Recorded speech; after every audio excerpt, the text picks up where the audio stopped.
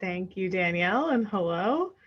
As Danielle said, I'm Kristen, and I have Jillian with me on the call. We're going to talk a little bit about dizziness and fall prevention. So we'll get started. I'll just give you a little bit about my background. I'm a physical therapist. I went to the University of Scranton, got my doctorate there in PT.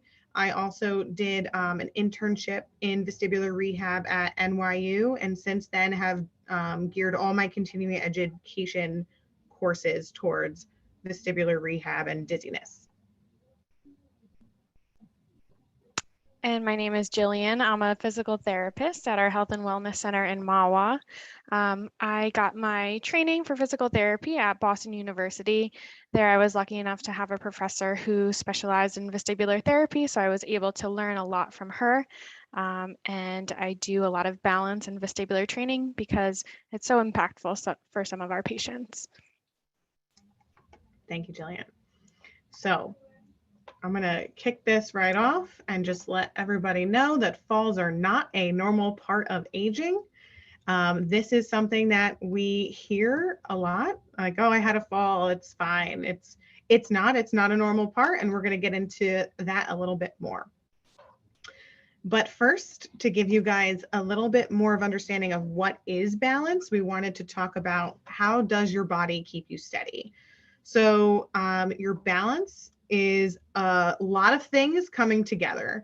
And as you'll see, we're dog lovers, so you're going to see this throughout the presentation. But how do you sense that you're falling? So there's three senses that your body has to help with balance. So first, it's your vision. So some of you might have been in situations where it was dark and you felt more unsteady versus very well lit and you felt very steady. It's because you could see where you are in space. The next thing is your joint position sense. So almost picture if you were falling, right, and you had your feet equal on the ground, you could feel more pressure in one leg than the other. Those are all this position sense in the joint that's giving that information to your brain to tell you where you are in space. And lastly is your inner ear. And that's sort of what Jillian and I were talking about with your vestibular system. So your vestibular system, and we're going to talk about that system a little bit more, but it's really the rate sensor that's deep in your inner ear that kind of says where your head is in space as it moves. So sensing that you're falling is the first thing. But after you sense it, you need to be able to catch or correct yourself if you're falling. And so that is a number of things. So that could be muscular strength, right? You have to have the physical strength to keep yourself balanced. You have to have the flexibility. If you don't have enough flexibility, that's going to be an issue with balance. And you also have to have the reaction time. And the reaction time, and Jillian, feel free to jump in, is the only thing that actually degrades with age, where the other things can be maintained through proper exercise. In terms of other aspects, emotions can actually influence your balance. So your prior experience and your balance confidence. And I like to give two examples. So first, if you were going to walk through really like a door, let's say you're going to walk through a door and you look at that door and it's really, really heavy. And it looks heavy. Everything about this door looks heavy. So you go to push it and you're going to put a lot of effort in because your prior experiences have told you that that door is really heavy. Well, what happens if that door is actually really light? You're going to fly through that door. So your prior experiences can influence the way that you negotiate your world. The other thing is if you have really bad balance confidence and you're really nervous, like let's pretend you're walking outside and you have bad balance confidence. So instead of picking up your feet when you walk, you start to shuffle so you can keep your feet on the ground. Well, that could be an issue if you hit a bump in the curb or a cracked curb, right? Because then you catch your toe and you can trip over it.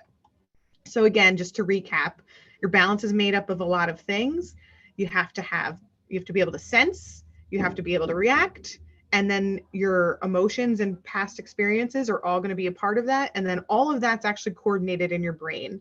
So your brain needs to be functioning optimally to have that work out. So I'm going to pass this off to Jillian. So we're going to jump in next and talk about what different factors can increase your risk of falling. So there are a multitude of factors that increase your risk of falling. We categorize these as either internal factors or external factors. So external factors are outside of yourself, or rather in your environment. The first external factor that we're going to consider is medication. So some medications have dizziness as a side effect. If you begin to notice dizziness or more frequent falls after starting a certain medication, talk to your physician about the correlation that you might have noticed or are beginning to experience. Additionally, polypharmacy, or taking more than 6 medications at once, can increase your risk of falls and dizziness. So it's important to go through your medication list with your doctor to ensure all that your medications are current, they're still needed, and there's no risk of falling from that polypharmacy if it's not warranted. So the second external factor that we're going to talk about is improper use of assistive devices. Now, assistive devices are canes, rolling walkers, quad canes, any device that helps kind of with your mobility. So there could be many reasons why people are using an assistive device. These include post-total joint replacement, a fracture leading to a change in weight-bearing status, the need for support after a stroke or a neurological event. And just with any new coordinated motor activity, even like riding a bike, it takes time to learn and have enough motor control or muscle memory to use this device correctly. So it can be challenging to determine on your own how to coordinate this new movement and walk with an assistive device. So it's important to get kind of evaluated for PT while you're using this device to make sure you're using it correctly and safely for you. So the third external factor that we're going to consider is our different home hazards. So one of the tools, as Kristen had mentioned before, that we use to help with our balance is our vision. So we need to make sure that there's no dim lights in the house. It's not dark when we might be getting up in the middle of the night to use the restroom. If we don't use our vision properly, then it puts us at increased risk of falls. Another home hazard is throw rugs around the house. It is easy for your foot or assistive device to get caught under the corner of a rug while walking, and most typically your foot gets stuck under the throw rug, but your body keeps going. So these throw rugs, or really just anything on the floor that doesn't need to be there, can increase your risk of falls. Another common factor around the house are pets. So of course, like any good pet, they like to sleep right next to you or be right near you. Oftentimes we don't want to disturb our furry friends, so we try to step over them, myself included. Unfortunately, this puts us at an increased risk for falls due to a period of time where we're standing on one leg, or if the pet moves while we're trying to step over them and throws us off balance, that's not something that we want to really try to combat either. So pets could be considered in those home hazards, although we love them. A fourth external factor to consider is improper footwear. So the best type of shoe to wear is something that is supportive and that can close. It should fit properly and not be loose. So although popular in the summer, sandals or flip-flops might not be the best option because they don't provide adequate support, and we are likely to kind of step out of them as we're walking. And then the fifth factor that we're going to consider are uneven surfaces in your environment. So as you can imagine, walking in grass or sand is a lot less flat and straight than a paved road. As a result, our body has to work harder to stabilize us while walking. If our ankles and hips don't have the strength to maintain an upright position while we're kind of using these challenging environments, it can increase our risk of falls. Additionally, as we have talked about vision a few times now, it's important to be kind of scanning your environment as well. If you're walking along the road, you want to make sure that you're trying to avoid any potholes or cracks or anything that can kind of throw your balance off. So those were kind of the extrinsic factors or external factors to consider that increase your risk of falling. So now we're going to move on to the internal factors. So the first internal factor to consider is slower reaction time.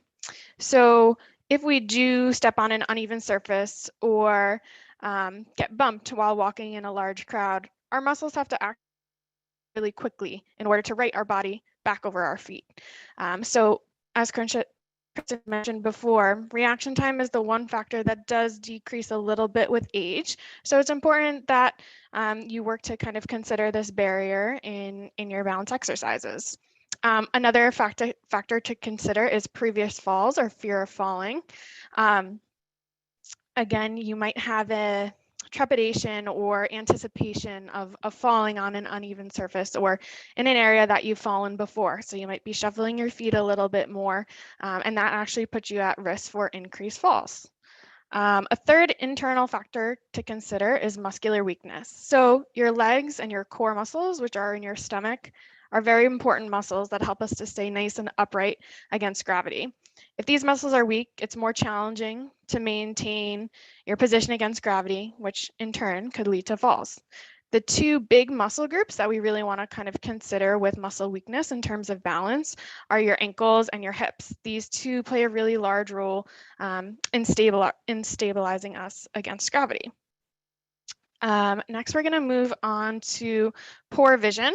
So as we talked about before, if there's a way to help our vision get a little bit better, to help our brain process all the information in our environment and to scan our environment, that's something that we want to do. It can be a nice, quick, easy way to help to decrease our risk of falls.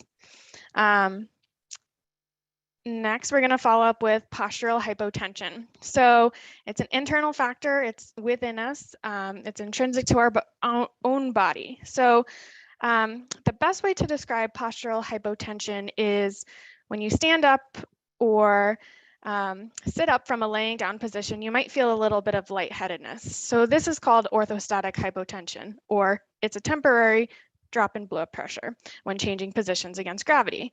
If this happens, it's important to talk to your doctor and assess blood pressure and any blood pressure medications that you may be on. Additionally, if this happens, it's important to take a few seconds to stay in one place, kind of let the dizziness subside before attempting to walk. You don't want to try to start to walk when you're dizzy because that could lead to further balance troubles. Different orthopedic conditions also play a factor in your internal subset for risk of falling. So there are a multitude of different conditions that put you at an increased risk for falls. A few of the most common ones that I want to point out include knee arthritis. So sometimes with knee arthritis, our knees like to kind of buckle and unfortunately give out on us. The knee arthritis also can cause some decreased muscle strength in your quad, particularly your big muscle in the front of the leg. So when this happens, your knees buckle, it can lead to increased risk of falls, as it's challenging to catch yourself after your knee has buckled. Also, ankle instability is another common condition that puts us at increased risk of falls. Ankles are some of those big muscle groups that help to maintain our balance. So if we have some weakness in our ankles, it's going to be challenging to stay upright against gravity.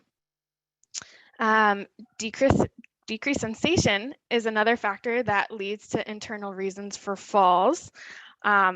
So when we walk or plant our feet on the ground, we're getting feedback from our nerves in our feet about where we are in space and where our foot is on the ground. The brain processes this information and helps us to keep our balance.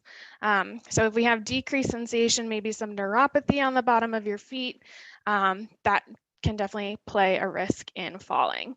Lastly, different medical conditions can lead to increased risk of falls, as their symptoms play a role in all the factors that we were discussed previously.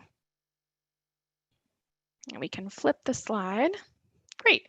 So now we know about some of the risk factors for falling, but how can we work to kind of prevent falls? So one thing you can do is make sure you're going to the doctor. So at your annual doctor's visits, you want to keep your doctors up to date with any new symptoms that you may be experiencing. For example, if you begin to experience numbness in your feet or have more difficulty seeing items closer up, any visual changes, it's important to bring that to the doctor's attention because there's ways in which we can mitigate those symptoms and help to prevent falls. Also, we want to be doing feet and footwear checks. So oftentimes people are prescribed orthotics or bracing for aches and pains in their feet. And it's important to keep checking those devices because sometimes they're worn out and otherwise, or sometimes are worn out and might not be supporting you as nicely as we had hoped, and in fact are, leading to a risk of falls. As we mentioned before, adequate sensation is one of the large players in having good balance, so a good sense of feeling in your feet. Sometimes our sensation changes in our feet, whether that's from complications from diabetes, for example, polypharmacy, neuropathy. We want to keep checking to make sure that you can feel when things are touching your feet. I think throughout this presentation, you'll get a big plug for vision in terms of balance. So vision is one of our big balance players. It's important to get your eyes checked regularly. This way you can kind of see any obstacles that are in your way. It's also important to have good vision or help to correct the vision if we can, so the brain can correctly process information from our environment. And Jillian, don't mind me interrupting. Please. Something that I see a lot in the clinic is patients will tell me that they're dizzy or unsteady when going down the stairs. And what ends up actually happening is they just recently got progressive lenses, and we're used to not having progressive lenses. And when they look down the stairs, they're looking through the reading part of their lens, and it's actually causing them to be unsteady. So making sure that you're using your prescription correctly in those situations can really contribute. That was a great point. Thank you, Kristen. Another thing that we can do to help prevent falls are doing home safety checks. So remove any of those throw rugs that your foot might get caught in. Take a step back and think, do I really need the mat underneath my kitchen sink? Do I really need the throw rug next to the door? Just to help to kind of improve your safety and your environment. So while negotiating the stairs, there's a period of time where you are balancing on one leg. So if you have handrails or railings in your staircase available to use them. Consider adding it if possible. If your home doesn't have a handrail and you feel like it would be beneficial for you, that's a nice way to improve stability and balance within your environment. And as you can imagine, the bathrooms and showers are slippery surfaces, which elevate our risk of fall. So if you have grab bars, definitely use them for that added protection. And then kind of as we mentioned earlier, a risk factor for falling is weakness. So if we can perform daily strengthening activity, it keeps our muscles nice and strong to help us stay upright and decrease the risk of falls. Okay, so now we're going to talk about some dizziness management. So at every doctor's visit, you should be reviewing medication that you are currently taking with your doctor. Some medications may not have a side effect of dizziness, but two medications that you're taking together may interact and cause some dizziness. So it's important that you discuss this with your doctor, especially after any new change in medication where you're starting to feel these symptoms. Orthostatic hypotension is a temporary drop in blood pressure when changing from a lying or sitting position to a standing position. Really, any change in position kind of against gravity. When this happens, it's important to kind of take your time, stop, wait for your dizziness to subside. And if you do experience this orthostatic hypotension, it's something important to tell the doctor as well, because we may need some medical management to influence the blood pressure. So blood or pressure and volume are directly related. So it's important to stay hydrated. So as you drink more water, it can help to raise your blood pressure. So we've seen in the clinic so many times in which patients don't have as much energy, they're feeling dizzy, they can't perform their daily activities as much as they would like. And one of the questions that I always ask are, did you eat today yet? Or have you had enough water today? Because typically, the answer to one of those two questions is no. And those are really two easy, important ways to kind of stay balanced and prevent being dizzy. So lastly, to manage dizziness, you might need to see us for vestibular rehabilitation. So there are many different diagnoses that indicate vestibular rehabilitation. Just some of these, the most common ones I would say, include vertigo, a hypofunction in your ears, and concussion and stroke, to name a few.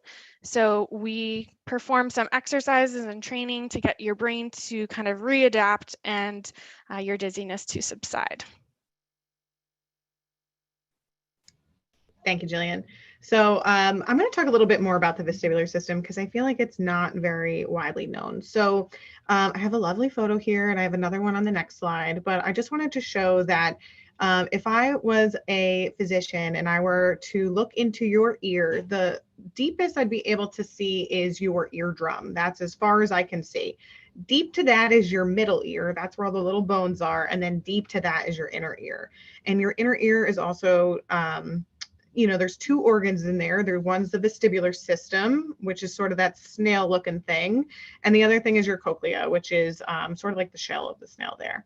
The cochlea is your hearing organ. So we're going to focus more on your vestibular system. And there's really like three major functions. One is keeping your gaze stable during head motion, which means as I'm talking to you, if I'm moving my head like this, I'm still able to read the words on the screen.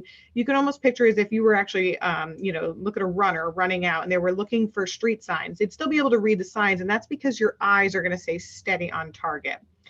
And then the other two is really spatial orientation and postural stability. And it's really that your vestibular system is telling your brain where your head is in space and also giving some reflexive information to your body for staying upright and balanced. So on my next slide here, I have a photo, if I can get it to advance, perfect, of your vestibular system. So you can see it looks quite big in this photo, but it's actually just about the size of a dime, and it sits right here on your face pretty deep. So the next thing is, what do we really do in vestibular therapy? So in vestibular therapy, actually, Jillian, I'm gonna tee this one off to you. I'm sorry. All good. Thanks for the handoff. So there's many different things that we can do in vestibular therapy. So there's many different activities and goals to achieve. Depending on your symptoms and the diagnosis, of course, we can work to kind of assist in improving the dizziness that you're experiencing. So the first type of vestibular training that we do is called habituation or adaptation. So in these instances, we're working to retrain the brain's processing centers. The brain receives a lot of input about where we are in space, what our body is doing to help us kind of stay upright and stay balanced. So sometimes we need to train or reteach the brain how to better process the information to make us less dizzy. So some of the brain retraining exercises that we may be doing include walking with head turns, keeping your eyes on a moving target, or keeping your eyes on a target while your head is moving. Commonly, people tell us, I was walking through the grocery store and I had trouble looking back and forth at the shelves or looking up at the high shelf and then down on the low shelf because I started to get dizzy. So when we kind of hear this information, it helps us to come up with the right intervention that would work best for you. So another intervention of vestibular therapy is balance activities or balance training. So as we mentioned earlier, our ankles and hips help us to stabilize and make sure that we're standing upright. So we can do balance activities that challenge those ankles and challenge those hips and encourage them to kind of work harder. As Kristen mentioned previously, we have kind of three sensory different organs that help us to play a part with our balance, one being vision, one being our sensation or where we are in space, and thirdly, our vestibular system. So we can kind of do exercises that play around with each of these three systems to uptrain the other one. So for example, we might have you standing on a piece of foam with your eyes closed. So in that instance, your sensation is compromised, your vision is compromised. So we're really relying on that vestibular system to work hard to keep us upright and balanced. Lastly, a different type of intervention that we can do is a repositioning maneuver. So these are specific. These are for a specific kind of positional vertigo called BPPV. This diagnosis is characterized by kind of room spinning dizziness, particularly when changing positions. So commonly I hear, oh, when I was laying down for bed, the room started to spin, or when I was rolling over in bed, the room started to spin. And this kind of cues us to kind of go to these repositioning maneuvers for the vestibular therapy. In these occasions, what's happening is that there are crystals that live within your inner ear. they're displaced from their home, or they're displaced from where they usually belong, and they're floating in your ear canal. So this crystal floating in your ear canal, which isn't supposed to be there, is sending a false message to the brain where you are in space. And instead of a nice message to the brain of where you are in space, it's kind of sending, kind of do a series of different head positions and maneuvers to get the crystals back in their home in order to improve the dizziness. Thanks, Jillian. And this is actually just a really nice representation of what Jillian was just talking about. So if you guys have ever seen one of those labyrinth puzzles, I actually have one with me where my screen is blurred if you can see this. So it's where you move the puzzle to get the ball to move around the puzzle instead of moving the ball. And that's essentially what we're, right? You sort of move the puzzle around. And that's essentially what we're doing with your head. And Jill, I know you've seen this too, and it's so unfortunate that I have seen people who have told me that they've had positional vertigo for years. Oh, for years I get up from bed and the room spins for about 30 seconds, but I know it's going to spin and I know it's going to stop, and then I get up and I'm fine. The thing is if you have that and it's not resolved, it could actually cause more imbalance throughout the day. And it is something that we can reposition within 1 to 2 minutes if you do have it. Not sometimes we can get it done and out of where it's not supposed to be in about a 2-minute time frame. And sometimes we can do it in one treatment, which is very fun. Other times it may take more, but this is something that is very treatable. And I am very passionate about making sure that everybody gets the treatment they need for this, especially for how quick of a fix it is.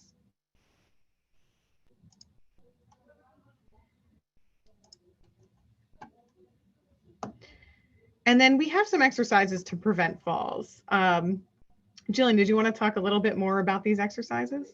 Sure. So definitely we want to encourage you to perform balance exercises to help to reduce your risk of falls. However, it's important to make sure that we're kind of doing them in a safe environment. So these exercises in particular are relatively safe for everyone to try because they're functional activities, or they're activities that we do in your everyday life. So you might not be thinking that when you go from a standing position to a sitting position, you're really working those quad muscles. But you are, especially if you're doing them nice and slow and controlled. So these two exercises are ones that are kind of easy to begin with. They are functional. You do them in your everyday routine, and they really help to work on specifically those ankle muscles and those hip muscles that we had talked about beforehand. So now I do want to say, although these two general exercises are mostly appropriate for everyone, it's important that the exercise program that we do is specifically tailored for your needs.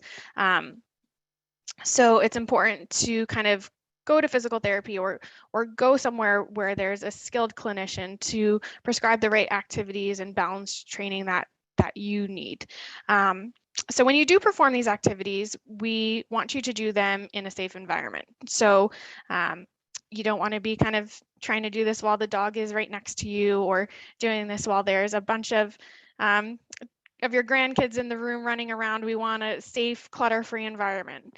And then also, balance exercises, in order for them to be effective, need to be challenging. So some of these exercises are going to be a little bit hard for you, and it's important that we're standing next to a steady support surface, just in case you do need to grab on for balance, it's there for you. And as I had mentioned before, although those two exercises are a great place to start, it's important that you kind of get some specialized attention about what exercises will really work to benefit your individual needs. Thanks, Jillian. And I think that's a really, really important point. So we can give some very general tips, But as you see, as we talk through this, there's so many different components that go into balance. So for where one person who, let's say, had a knee replacement, their balance issues might be that they don't have enough range of motion to go down the stairs. So going down the stairs could be unsafe because of that flexibility. Where I mentioned before, someone else's balance going down the stairs could be due to their vision. So since it's so individualized, we would want to make an individualized plan for you. So, I mean, I wouldn't be the manager of this department if I didn't give a plug to our department, which is we do have vestibular experts. Jill and I are two of our experts who can really assess dizziness if that's your issue. Otherwise, if it's really balanced, that could be that strength, the flexibility, any of those other things that we talked about. We do have a gravity assessment. It's a really lovely program in which we would assess both, from a PT standpoint and an OT standpoint. Our PTs would do that individualized assessment, but our OTs would also talk about home safety, any adaptive equipment that might help you out. I'm also going to talk a little bit more about something that Bergen County has to offer, and this is a company called Chore. And Jill mentioned those external factors such as, your home environment.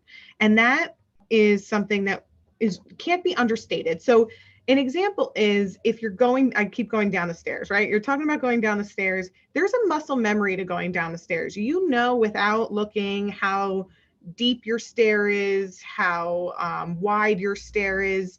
But what happens if you had like a half step, right? And it only went to the ball of your foot instead of covering your whole foot. If you have a broken stair, that's going to be one of the biggest safety hazards that you have. Chore is a service in Bergen County in which they only ask, it's volunteers who come in to repair things. They only ask for the parts that you pay for the parts. So if you need a grab bar installed to help get in and out of the shower, you need a rail outside your front stairs. It's an excellent service that we have in Bergen County. And to summarize, Jillian, what's the best thing you can do for your balance?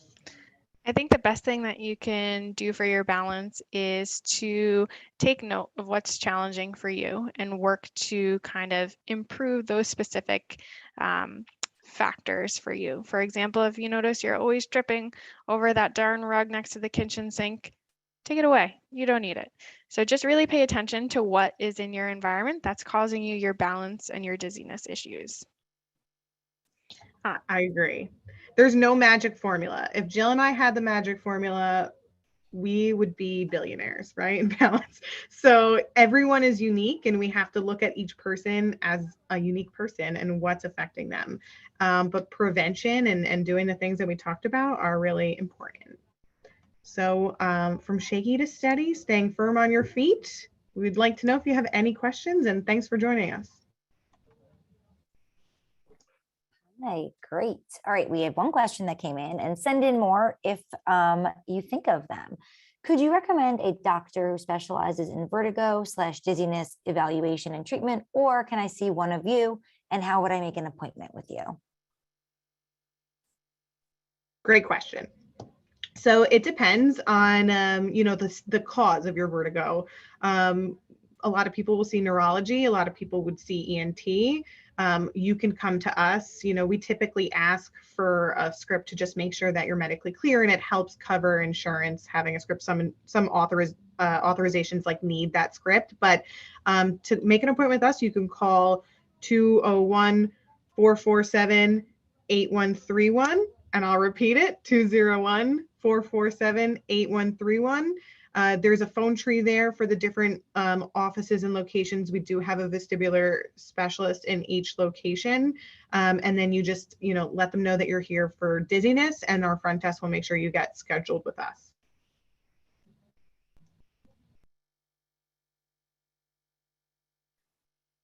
I'm typing that into, oh, Jill, you already did. You're so fast. Okay. All right. So, oh, hold on. More questions have come in since. Okay. Is there something like Chore for Passaic County? That is a great question. Let me take that offline and look it up. I remember there was something, but there was a reason why I took it off this slide. So let me just look it up. I have your name on here, and then I'm assuming that I have a way to reach out to anybody who joined. Yes. So if you ask that question, send us an email. The email that you got with the link to this program, communityhealth@valleyhealth.com, you can send that email, that question, and we will get you guys in touch. Thank you. The next question, can you rehabilitate someone with a central vestibular defect? I can take that one. I'll tee that up to Jill. Go ahead. Thank you. Yeah, so in our vestibular system, we have kind of two different areas. One is the peripheral system, which are all your vestibular devices and sensory organs in your inner ear. And then the central part of the vestibular system is located within your brain. So all those processing centers that help to kind of take in all the sensory information and help with our dizziness and balance. So somebody who has a central vestibular issue is more likely to benefit from those specific adaptation or habituation exercises that we talked about earlier. So even though vestibular therapy is kind of a small subset within physical therapy, there is an even smaller subset between central vestibular issues and peripheral vestibular issues, and we treat all of them. Next question. I am very affected by the change in barometric pressure. Are there any exercises or therapy that would help me? Go ahead, Jill. So I was just going to say, I think changes in weather affect more than people who just have issues with their vestibular system. Oftentimes people who have arthritis or other aches and pains are also affected by changes in barometric pressure. So Kristen, jump in, but I think the best thing to do is, start with some balance training to get you a little bit stronger, get your brain more adapted and ankles a little bit stronger in order to be able to better handle those days in which the barometric pressure is higher. Agreed. And there are some diagnoses, and they're not really in like the most common like list of diagnoses that have like a more pressure effect. So I mean, it would depend on if you fell into one of those diagnoses that we would like sort of change those treatments. We have two more questions. So second to last, does occasional slight nausea and swollen sinus relate to vestibular dizziness? It's a good question. And Jillian, I feel like my answer is always, it depends, right? So there can be different types of, pressure in your face and your ears, and that could be stemming from different reasons. So I try to relate a lot of things with dizziness to pain, right? So if you have knee pain, you're saying I have pain. And then we would say, okay, well, let's try to figure out what is your pain from? Is it muscular? Do you have arthritis? Do you have a bursitis? And we would try to find the cause in order to treat the pain. And it's sort of the same in terms of the dizziness. If there's a pressure, like what's the pressure coming from? What's the nausea coming from? Because nausea is a common symptom with vestibular symptoms, right? It's dizziness, nausea. Pressure could be one. Could it be vestibular migraine? Could it be, I don't know, like a Meniere's? Could it be a fistula? So these are all different diagnoses. So is it possible? Yes. I would probably recommend an ENT in that case. What do you think, Jillian? I agree. Nausea is unfortunately a symptom of many different things. So it's hard to necessarily kind of pinpoint it into one diagnosis. And like Kristen said, it depends. Should I see a neurologist or a physical therapist first to evaluate for dizziness? I think that kind of ties back to a little bit what we had mentioned before. So we are equipped and happy to evaluate you for dizziness. We do prefer just to get a prescription ahead of time, just for some of those insurance reasons. But we are more than happy and equipped to be able to evaluate you for dizziness, as is the neurologist. Yeah. And then, a route we often see is somebody went to like their primary care, and their primary care wrote them a script to come to PT, and then we're evaluating you for what we can find. As PTs, again, we're treating, those vestibular causes of dizziness, but we can rule out other things. So if we're seeing something that looks like it may be neurological, we can refer you to neurology. If we see something that looks like it may be coming, like Jillian talked about, blood pressure, cardiac history, we might refer you there. So we can help with that. It just depends. We get people from the neurologist, we get people from the PCP, we get people from ENT. So we kind of get people from all over. Okay. All right. We have one last question. This is it. My eye is affected because of the ear problem. It feels blurry. Are there exercises to get rid of the wonky eye? Yes. But again, we would want to sort of check out you specifically to make sure. So your inner ear, like I said, with that gaze stability, there's a reflex that helps there. And we want to make sure that that reflex is functioning optimally. We would also want to make sure that you don't have any ocular weakness, right? Jillian and I don't necessarily treat those, like a visual therapist would. Some of our OTs do some of that.